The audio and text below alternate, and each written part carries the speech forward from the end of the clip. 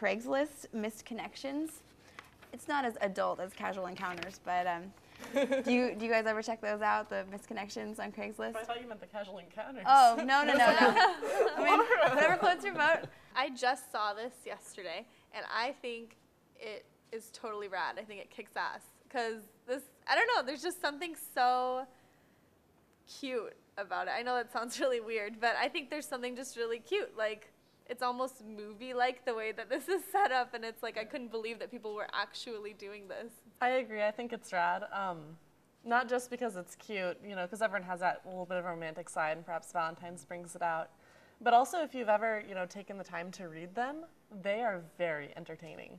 Like, you get people on here that are just really creepy, and they don't intend to be, right? They think that they're being sweet and romantic, but they're coming off like, I've been watching you get on the bus, you know, every day for a week. And I don't know why you won't sit next to me. I always smile at you. Yeah, they are kind of, some of them are creepy, but when they're cute, they're cute. Right. I have a couple of my papers, so you can, I want you to kind of tell me if you think they're good, bad, or red. They're all from our area. They're all U District misconnections. So this first one is Women for Men, and it's U District Starbucks. Gray beanie, cute face. I was reading by the window in Starbucks at 41st and University at around 4:45 this afternoon. You passed by a few times, and we smiled as you passed. This is probably pointless, but if you remember me, reply. Let's grab coffee, smiley face emoticon. Wait, was that today? That's kind of cute. I wouldn't say that's creepy. Like.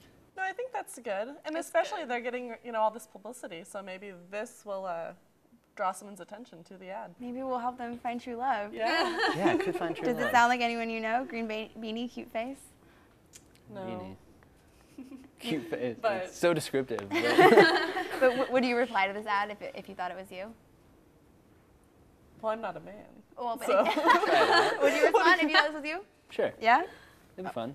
Alrighty. You really would?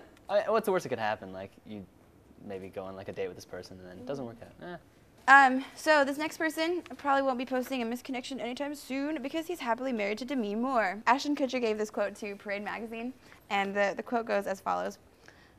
I hate Valentine's Day. I can't stand it. I think that every day should be a day of romance. I think you should celebrate love 364 days out of the year.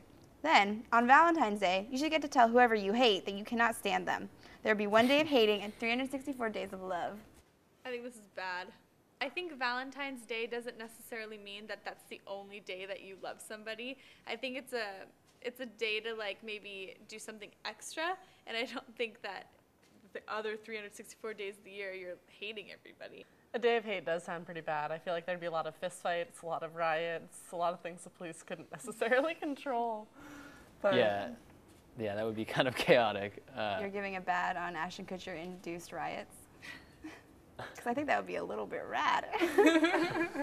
I think there's something like cathartic about, because maybe if we could release rage one day of the year, then there would be less rage on the other days. Yeah. Maybe. People bond over it too. It's great. Bonding over hatred, we give it a... Rad. Rad for humanity. There's a new show, a new talk show running on Rainy Dog Radio on Fridays from 9 to 11. It's called Genital Discourse, and it's Loveline-esque in that there's one sex expert and one comedian, and they want people to call in. They want people to ask them questions. So what do you guys think about this, like turning to other students for sex advice? Good, bad, or rad? Well, that's rad, not only because of the sex advice, but the one thing about this show, Genital Discourse, right, is that it talks about sexual health. I think it's a really great idea, too. It's really rad.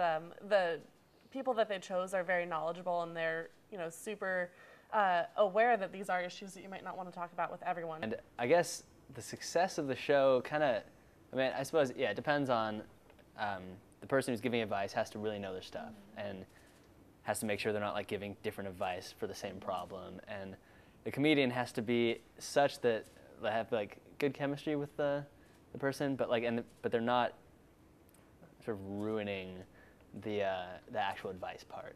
You know, you can be funny and even make fun of people while still keeping like people make people want to call. Exactly, not shutting them down, making them scared to call. Yeah, that's a really good point.